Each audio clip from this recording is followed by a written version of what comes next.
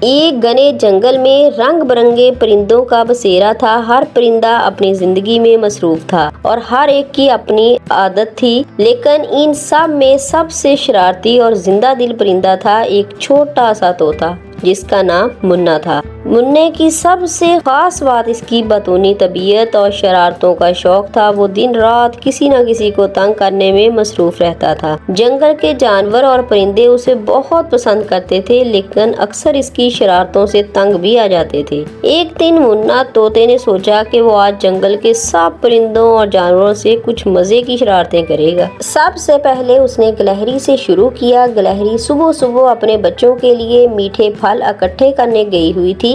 منّے کو ایک درخت کی شاخ پر بیٹھا دیکھ کر گلہری مسکرائی اور اسے سلام کیا، لیکن منّے نے جواب دینے کی بجائے گلہری کے پھلوں کے تھیلے سے ایک سیب اٹھا کر دور پھینک دیا۔ گلہری حیران ہو کر ادھر ادھر دیکھنے لگی اور جب اسے معلوم ہوا کہ یہ سب منّے کی شرارت ہے تو وہ غصے میں آ گئی۔ منّے، تم ہمیشہ ایسی شرارتیں کیوں کرتے ہو؟ گلہری نے چیخ کر کہا۔ منا ہنستے ہوئے بولا، ارے بس مذاق تھا، اتنا غصہ مت کرو۔ گلہری نے منّے کو نظر انداز کیا اور اپنے کام میں دوبارہ مشغول ہو گئی، لیکن منّے کو اس میں مزید مزہ آیا۔ اس نے سوچا کہ کیوں نہ کچھ اور بڑا کیا جائے۔ اسی دوپہر منّے نے جنگل کے بادشاہ شیر کی کچھار کے قریب جانے کا فیصلہ کیا۔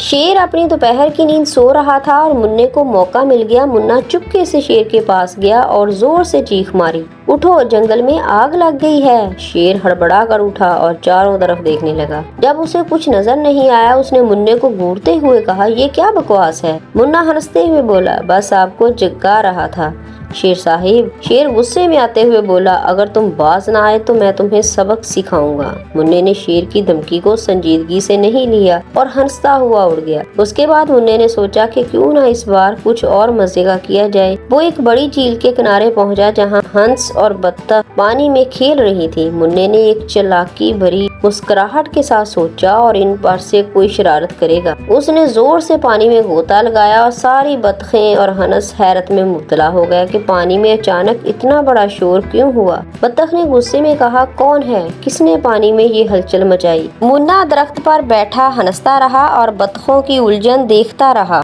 جنگل کے باقی پرندے اور جانور آہستہ آہستہ منّے کی شرارتوں سے تنگ آنے لگے تھے۔ ہر کوئی اس سے دور رہنے لگا کیونکہ وہ جانتے تھے کہ منا کہیں نہ کہیں کوئی نہ کوئی شرارت کرے گا۔ انہوں نے مل کر ایک ترکیب بنائی۔ سب سے پہلے طوطے کو کوئی خاص بات بتانے کا منصوبہ بنایا گیا۔ ہر ایک جانور اور پرندے نے اس راز کو پھیلانا شروع کیا کہ جنگل میں کہیں چھپی ہوئی چمکدار موتی ہے، جو انہیں ڈھونڈے گا وہ جنگل کا بادشاہ بن جائے گا۔ منّے کو یہ بات پتہ چلی تو اس کی آنکھوں میں چمک آ گئی۔ اس نے سوچا کہ اگر وہ یہ موتی ڈھونڈ لے تو وہ بھی شیر کی طرح جنگل کا بادشاہ بن جائے گا۔ بغیر کوئی وقت ضائع کیے منا موتیوں کی تلاش میں نکل پڑا۔ سب جانور اور پرندے دور سے منّے کو دیکھ کر مسکرا رہے تھے کیونکہ انہیں معلوم تھا کہ کوئی موتی نہیں ہے، یہ صرف منّے کو اس کی شرارتوں کا مزہ چکھانے کے لیے ایک جال تھا۔ منا پورا دن جنگل میں بھٹکتا رہا، ایک ایک درخت، ایک ایک جھاڑی میں جھانکتا رہا، لیکن موتی کہیں نظر نہ آئے۔ تھک ہار کر وہ آخرکار ایک بڑے پتھر کے نیچے جا بیٹھا اور غصے میں خود سے کہنے لگا، آخر موتی ہیں کہاں؟ سب نے مجھے دھوکہ دیا ہے۔ اسی دوران ہاتھی وہاں آیا اور ہنستے ہوئے بولا، ارے منا،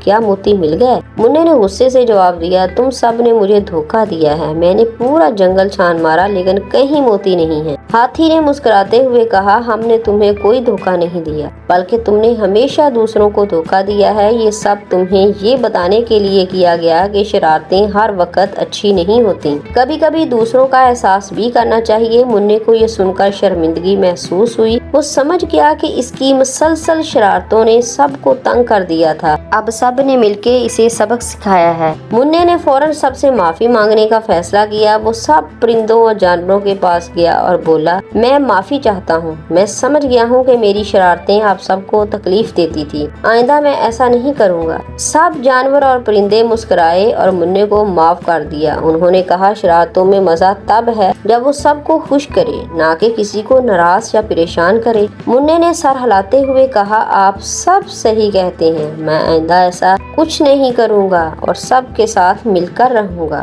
یوں منّے نے اپنی شرارتوں سے باز آ کر ایک اچھا اور سمجھدار طوطا بننے کا فیصلہ کیا اور جنگل کے تمام جانور اور پرندے ایک بار پھر خوشی سے رہنے لگے۔